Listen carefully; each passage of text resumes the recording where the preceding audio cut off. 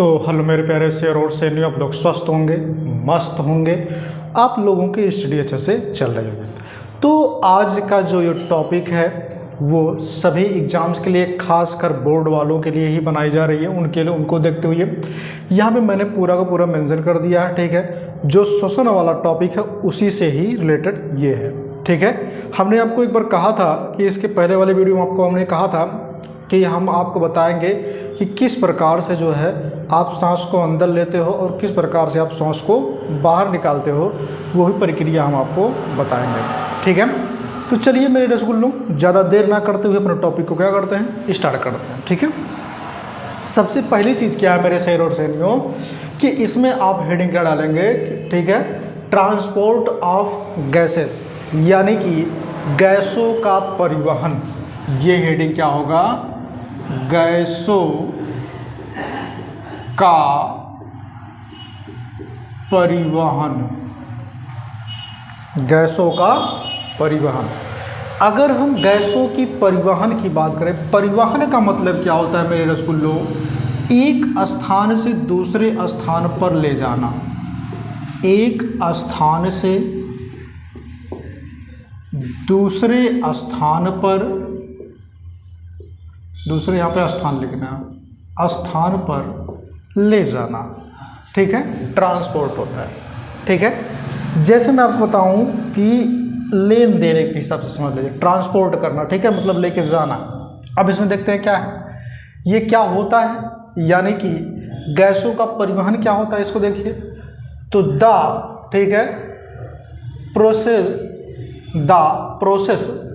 Of transporting, यानी कि ये जो प्रोसेस होता है, ये जो क्रिया होती है, ठीक है, वो ट्रांसपोर्टिंग गैसेस, यानी कि गैस की, कौन सी गैस को, ऑक्सीजन और कार्बन डाइऑक्साइड, फ्रॉम लंग्स यानी कि फेफड़ा, to the cells of the body. Cells मतलब होता है कोशिका, बॉडी मतलब होता है, ठीक है, शरीर। एंड देन, ठीक है, returning them back to the, back मतलब होता पीछे, ठीक है, लंग्स इज कॉल्ड, ठीक है, ट्रांसपोर्ट ऑफ गैस। ठीक है, गैसों का परिवहन। इसका क्या मतलब हुआ कि गैसों का, यानी कि गैसों का जो है, गैस जो होते हैं, यानी कि क्या होता है, गैसों का फेफड़ों से शरीर के, गैसों का मतलब ये जो गैसें हैं, कौन सी गैस है, कार्बन डाइऑक्साइड और ऑक्सीजन, ये इन गैसों का फेफड़े से शरीर की कोशिकाओं तक, कहाँ तक, सेल तक, ठीक है, लंग्स से, ठीक है, कहाँ तक, कोशिका तक, शरीर की यानी कि बॉडी की कहाँ तक, कोशिका तक पहुँचाना, तथा फेफड़े तक, तथा फेफड़े पुनः फेफड़े तक वापस आने की क्रिया को, इसमें लिखा ना बैक, बैक मतलब होता है वापस। ठीक है, बैक मतलब क्या होता है, वापस आने की क्रिया को गैस का परिवहन कहते हैं। एक बार फिर से समझा दूं, समझाने का क्या मतलब है कि गैसों का फेफड़े से शरीर की कोशिकाओं तक पहुंचना, पुनः फेफड़े तक वापस आने की क्रिया को गैसों का परिवहन कहते हैं। ठीक है, एक बार वो जाएगा फिर क्या होगा, पुनः फेफड़े तक वो गैस आएंगे, तो उसे हम क्या कहेंगे, गैसों का परिवहन कहेंगे। ठीक है, उसके बाद आप हेडिंग लगाएंगे यहाँ पे, ठीक है, इंटरनल, ठीक है, रिस्पायरेशन, यानी कि अंदर, जिसको बोलते हैं आंतरिक श्वसन। आंतरिक श्वसन। अगर हम आंतरिक श्वसन की बात करें, किसकी बात करें मेरे रसगुल्लों, आंतरिक श्वसन की अगर हम बात कर लें, तो हमने आपको बताया था कि किस प्रकार से काम करते हैं। तो आंतरिक श्वसन के जरिए और बाह्य श्वसन के जरिए भी काम करते हैं। ठीक है, सांस को हम लेते हैं। अब कैसे लेते हैं, इसमें देखिए, इन दिस द, ठीक है, exchange of breath take place, birth, ठीक है, बर्थ मतलब क्या होता है, स्थान, टेक प्लेस, प्लेस मतलब क्या होता है? स्थान, ठीक है। अब इसमें क्या है, सॉरी यहाँ पे ध्यान दीजिएगा, प्लेस मतलब होता है स्थान। अगर हम, ठीक है, टेक प्लेस थ्रू, ठीक है, diffusion between blood and tissue, blood and tissue, ऊतक और रक्त। ब्लड मतलब होता है रक्त, इसका मतलब क्या होता है? ऊतक होता है, ठीक है। इसका क्या मतलब होता है? एक्सचेंज मतलब क्या होते हैं? बदलते हैं। किस चीज़ में? यानी कि इसमें सांस का विनिमय, ये क्या होता है कि आंतरिक वाले में क्या होता है कि ये सांस का विनिमय रक्त और ऊतकों के मध्य, ठीक है, विसरण के द्वारा करते हैं। मतलब रक्त और ऊतकों के मध्य, रक्त और ऊतकों के मध्य सांस का विनिमय, यानी कि जो गैस होते हैं इसमें, उसका विनिमय किसके द्वारा किया जाता है? तो वो किया जाता है किसके द्वारा? ठीक है, डिफ्यूजन यानी कि विसरण द्वारा किया जाता है। समझ में आ गया? अब उसके बाद क्या है कि ये कितने टाइप्स होते हैं? आंतरिक जो श्वसन होता है ये कितने टाइप्स होते हैं? तो ध्यान रखिएगा, 2 टाइप्स होते हैं। कितने टाइप्स होते हैं मेरे रसगुल्लों? 2 टाइप्स होते हैं। कौन कौन से? सबसे पहले होता तुम्हारा, ठीक है, ये इसको बोलते हैं एनाएरोबिक, जिसको बोलते हैं, ठीक है, एनाएरोबिक अगर हम बात करें तो इसको बोलते हैं अनाक्सी श्वसन। क्या बोलते हैं? अनाक्सी श्वसन। अगर हम अनाक्सी श्वसन की बात करें, यानी कि एनाएरोबिक की बात करें, तो इसमें बहुत सी चीज़ें नहीं होती। ये तो रहा पहला। दूसरे की अगर हम बात करें मेरे रसगुल्लों, तो दूसरा जो होता है वो होता है एरोबिक, ठीक है, रिस्पायरेशन, जिसको बोलते हैं ऑक्सी, क्या बोलते हैं? ऑक्सी श्वसन। अगर हम इन दोनों कंपैरिजन करें तो दोनों में अंतर आता है, ध्यान रखिएगा, ये इम्पॉर्टेंट भी है, ठीक है मेरे रसगुल्लों, इम्पॉर्टेंट भी है। और जितने टॉपिक्स मैं आपको पढ़ा रहा हूँ उसमें से क्वेश्चन जरूर आएंगे, 100% गारंटी है कि क्वेश्चन जरूर आएगा उसमें से आपके बोर्ड के पेपर में। और या फिर आप कोई किसी भी चीज़ की एग्जाम की तैयारी कर रहे हो, एसएससी सीजीएल एसएससी की तैयारी यदि कर रहे हो, वनडे एग्जाम की तैयारी कर रहे हो, तो इसमें से जरूर क्वेश्चन आपके आएंगे, पक्का है, ठीक है। अब देखिए इसमें क्या है, अगर हम बात करें अनाक्सी श्वसन की, तो ये क्या होता है? ये ऑक्सीजन की अनुपस्थिति में होता है। ऑक्सीजन यहाँ पे लिखा ना, क्रॉस हमने कर दिया। क्रॉस मतलब क्या? यहाँ पे नहीं होता, मतलब इसमें ऑक्सीजन नहीं पाया, तो मतलब ऑक्सीजन की अनुपस्थिति में होता है। ऑक्सीजन की अनुपस्थिति, इसको क्या बोलते हैं? अब्सेंस मतलब होता है अनुपस्थिति, ठीक है, अनुपस्थिति, उपस्थिति होता है, ठीक है। तो अनुपस्थिति में जो क्या होता है, ये क्या नाम है, अनाक्सी श्वसन की प्रक्रिया होती है। अब अगर हम बात करें ऑक्सी श्वसन की, तो ये जो होता है ये ऑक्सीजन की उपस्थिति में, यानी कि प्रेजेंस में होता है, ठीक है। तो आप प्रेजेंट भी लिख सकते हो, उसमें कोई दिक्कत नहीं है। उसके बाद क्या है कि जो अनाक्सी श्वसन की प्रक्रिया होती है, इसमें जो ग्लूकोज होता है, क्या होता है मेरे रसगुल्लों? ग्लूकोज C6H12O6 इज, ठीक है, क्या होता है? डाइसन, ठीक है। अगर हम बात करें इसकी, तो इसको बोलते हैं डिसइंटीग्रेटेड। अगर हम बात करें, ठीक है, डाइसेंटीग्रेटेड। अगर हम बात करें इसकी, तो इसका क्या मतलब होता है? इसका मतलब ये होता है मेरे रसगुल्लों, तो जिसको बोलते हैं, एक प्रकार से हम कहते हैं इसको विघटन। क्या बोलते हैं? विघटन, ठीक है। तो यहीं पे लिख दे रहे हैं विघटन, ठीक है, डाइसेंटीग्रेटेड, ठीक है, डाइसेंटीग्रेटेड। अगर हम इसकी बात करें तो इसको बोलते हैं विघटन। विघटन में क्या होता है? इनटू किसमें?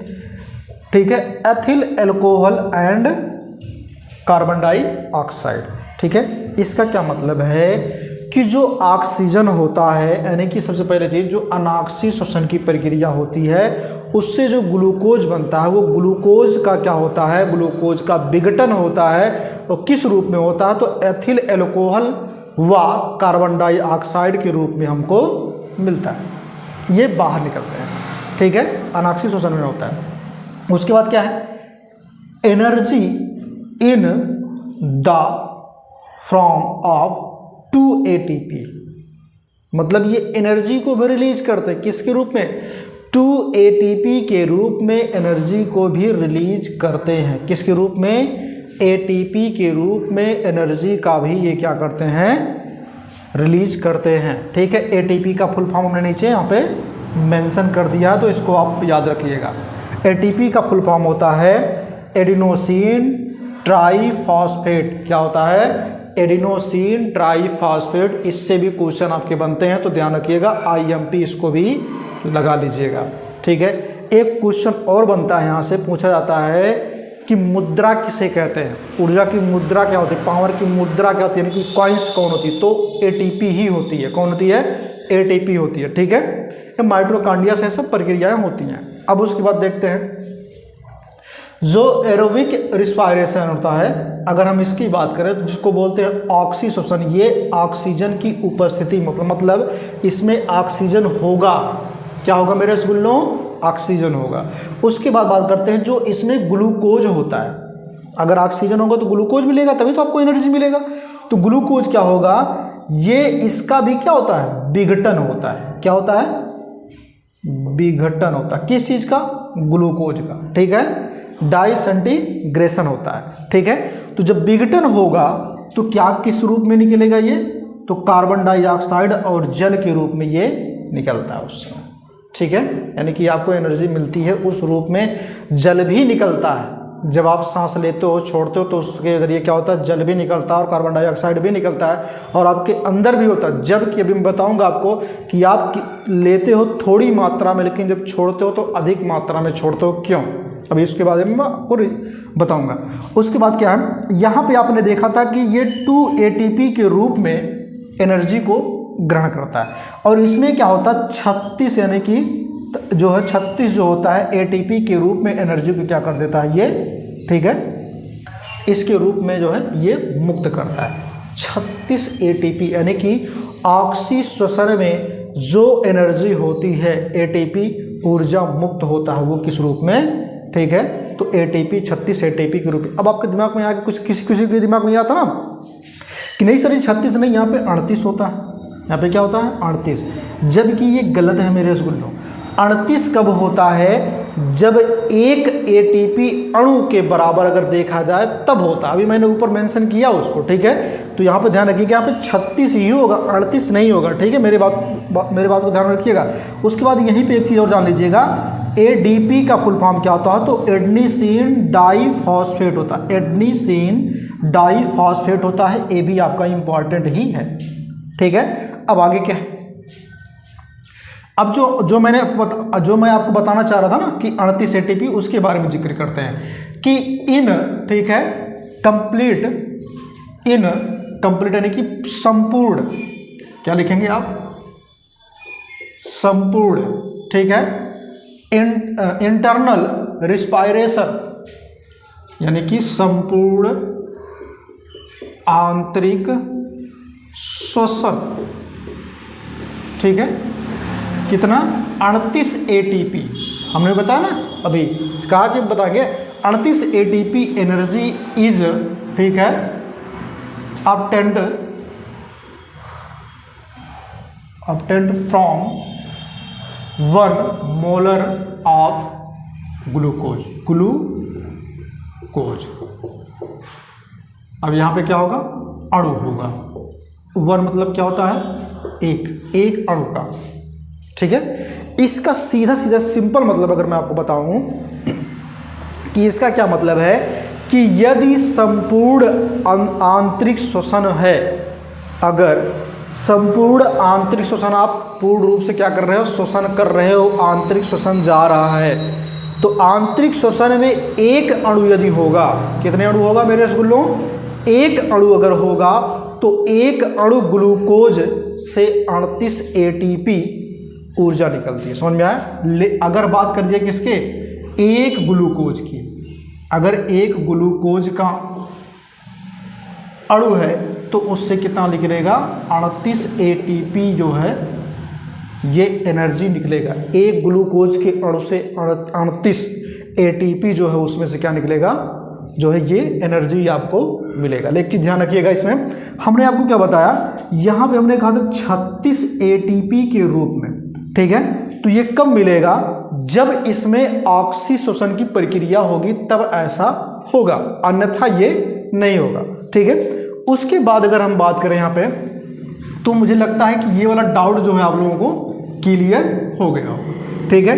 फिर से एक बार बता दे रहा हूँ कि अगर ग्लूकोज का एक अणु है तभी आपको 38 ATP मिलेगा, अन्यथा नहीं मिलेगा। लेकिन अगर आपका क्या होता है, ऑक्सीशोषण होता है, तो उसमें टोटली अगर आपको मिलता है तो 36 ATP के रूप में एनर्जी आप क्या करते हो, मुक्त करते हो, यानी कि निकालते हो बाहर, ठीक है। और इसमें क्या था तुम्हारा कि 2 ATP के रूप, यानी कि 2 ATP आप क्या करते हो, ये भी एनर्जी के रूप में बाहर निकालते हैं। उसके बाद क्या लिखा है, रिस्पायरेशन रेट इज, ठीक है, मेंसुरेस विथ ए, अगर हम बात करें तो इसको हम क्या बोलते हैं।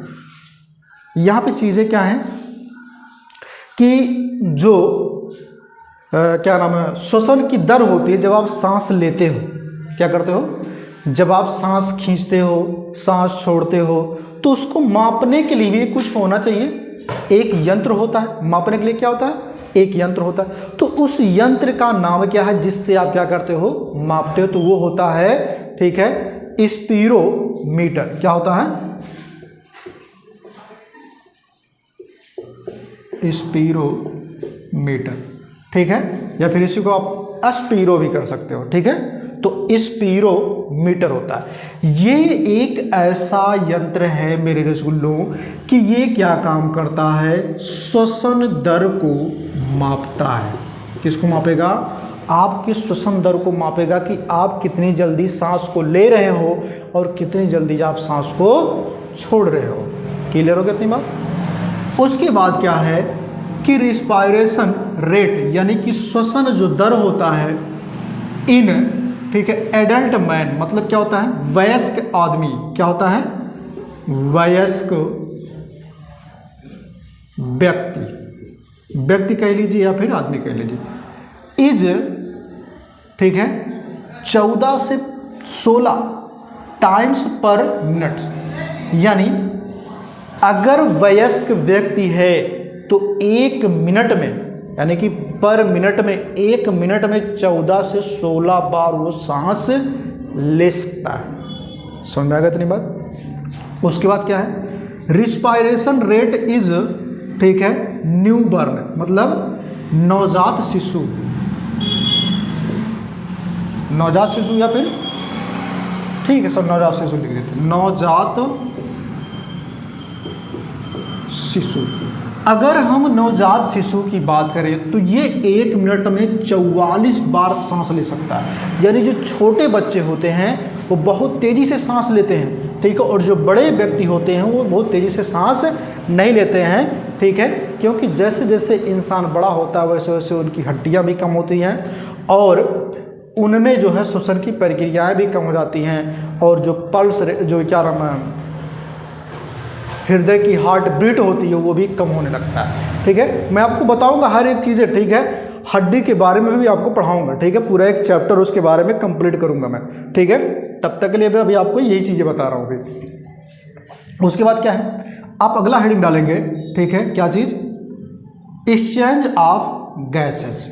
यानी इसका क्या मतलब है, एक्सचेंज ऑफ गैसेस का क्या मतलब है, यानी इसका सिंपल सा मतलब क्या होगा एक्सचेंज ऑफ गैसेस का, कि गैसों का विनिमय जिसको बोलते हैं, क्या बोलते हैं, गैसों का विनिमय। अगर हम गैसों की विनिमय की बात करें, गैसों का विनिमय, तो मेरे रसगुल्लों ध्यान रखिएगा, ये इंपॉर्टेंट है, इससे भी क्वेश्चन बनते हैं, ठीक है, गैसों का विनिमय। तो ये विनिमय क्या होता है, ये कहाँ होता है, इसको भी जानना। तो सबसे पहले ध्यान रखिएगा कि ये कहाँ होता है, लंग्स के अंदर होता है। कहाँ पे होता है, तो it takes place inside the lungs, यानी कि फेफड़े के अंदर यह प्रक्रिया होती है, मतलब यह फेफड़ों के अंदर होता है। अगला क्या है, इट इज इन, ठीक है, डिस्लॉइड साइड, सॉरी स्टेट। अगर हम बात करें इसकी तो इसका क्या मतलब है कि घुली हुई अवस्था,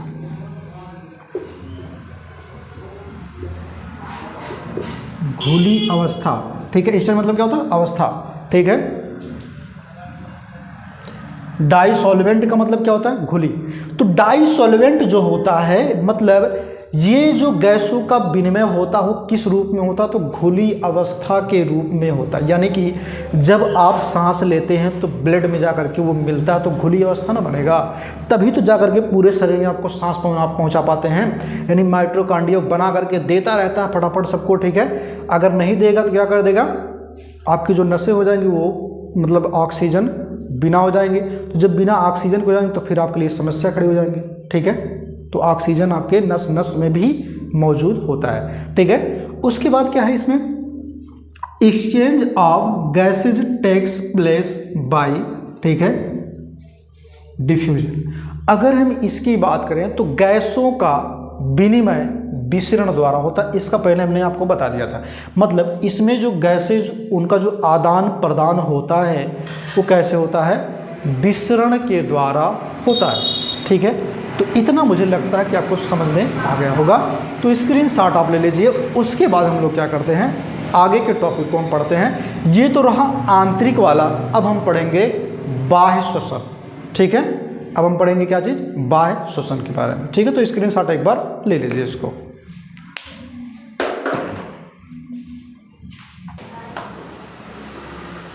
तो मेरे रसगुल्लो, आप लोगों ने उसका स्क्रीनशॉट ले लिया था। तो चलिए अब हम क्या करते हैं, इस चीज़ को देखते हैं। अगले जो हेडिंग पड़ेगी वो पड़ेगा क्या चीज़ तुम्हारा, ठीक है, एक्सटर्नल रिस्पायरेशन, जिसको हम बोलते हैं बाह्य श्वसन। बाह्य श्वसन। अगर हम बाह्य श्वसन की बात करें मेरे रसगुल्लों, तो इसमें क्या होता है कि it takes place due to the, ठीक है, डिफरेंस इन, ठीक है, प्रेसेज, मतलब प्रेस करना, ठीक है, यानी कि पुश करना, ठीक है, presses of gases between the blood, ठीक है, फॉलोइंग इन द, ठीक है, एल्वुलाई एंड, ठीक है, कैपिलरीज, जिसको बोलते हैं केशिकाएं, ठीक है, इसको बोलते हैं कूपिका, ठीक। इसका क्या मतलब है कि जो बाह्य श्वसन होता है, क्या होता है मेरे रसगुल्लों? बाह्य श्वसन जो होता है इसमें कूपिकाओं व केशिकाओं में प्रवाहित रक्त के माध्यम गैसों के दबाव के अंतर से होता है। यानी जो आप बाह्य श्वसन करते हो, जो श्वसन को बाहर निकालते हो, जब कूपिका और केशिकाओं पर दबाव पड़ता है तो क्या करते हैं, ठीक है, गैसों को बाहर निकालते हैं, ठीक है। ये क्लियर हो गया। उसके बाद क्या है, ये 2 टाइप्स होते हैं। कितने होते हैं? 2 टाइप्स। कौन से? पहला जो आपका होता है जिसको बोलते हैं इंस्पायरेशन, इसको क्या बोलते हैं? इंपायरेशन को, इसको बोलते हैं नीह श्वसन, ठीक है, नीह श्वसन। और इसको बोलते हैं, ठीक है, एक्सपायरेशन को बोलते हैं, एक्सपायरेशन को, ठीक है, आप एक्स भी कह सकते हैं, एक्स भी कह सकते हैं। इसको बोलते हैं नी श्वसन। क्या बोल सकते हैं? नी श्वसन। आप इसे नी श्वसन बोल सकते हैं। ध्यान रखिएगा केवल बिंदी का फर्क है, ठीक है। आप इसे नी श्वसन भी बोल सकते हैं या फिर आप कह लीजिए ओच्छ्वास, ठीक है, ओच्छ्वास भी कह सकते हैं और इसको आप नी श्वसन भी कह सकते हैं। इसमें क्या होता है, अगर हम बात करें इसकी तो इसमें क्या होता है, ठीक है, थ्रो दिस एयर इज, ठीक है, टेक इन। इसका क्या मतलब है? इसका मतलब ये है कि इसके द्वारा वायु ग्रहण की जाती है।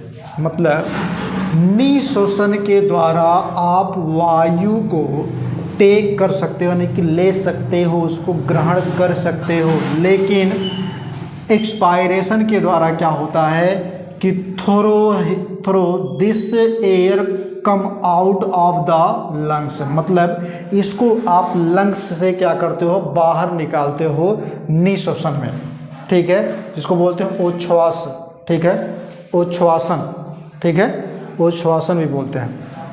अब इसमें क्या होता है कि ये प्रक्रिया करने में, यानी कि निःश्वासन की प्रक्रिया करने में, निःश्वासन की प्रक्रिया करने में 2 सेकंड का टाइम लगता है, और निःश्वासन की प्रक्रिया करने में, यानी कि उच्छ्वास की प्रक्रिया करने में 3 सेकंड का काम होता है, यानी कि 3 सेकंड लगता है। टोटल कितना लगते हैं इसमें से दोनों मिला करके 5 सेकंड लगता है, ठीक है, ये हो गया।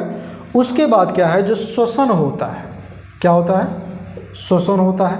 श्वसन जब आप सांस लेते हो, क्या करते हो मेरे रसगुल्लों, सांस जब लेते हो तो उस समय क्या होता है कि ऑक्सीजन आप लेते हो 21%। कितना लेते हो मेरे प्यारे प्यारे शेर और शेरनियों, 21% आप ऑक्सीजन को लेते हो, छोड़ते कितना हो, ठीक है, 17% ऑक्सीजन को आप ले लेते हो, ठीक है, बाकी अब क्या करते हो, अंदर रख लेते हो, ठीक है, तो इसमें से घटा लेना, बाकी जितना बचेगा वो आप अंदर लेते हो, ठीक है, तो कम आउट यानी कि बाहर निकालते हो कितना, 17%, लेते कितना हो, 21%।